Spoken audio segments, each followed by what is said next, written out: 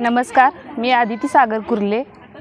आज आम्ही सर्व महिला येथे वटपौर्णिमेच्या निमित्त जमलेलो आहोत। वटपौर्णिमा हा सण महिलांसाठी उत्साहपूर्ण असतो।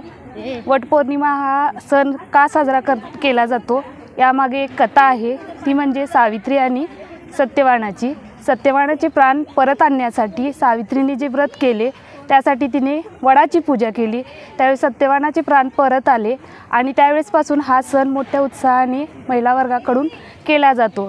त्यावेळेस सर्व महिला येथे वडाची पूजा करण्यासाठी येतात।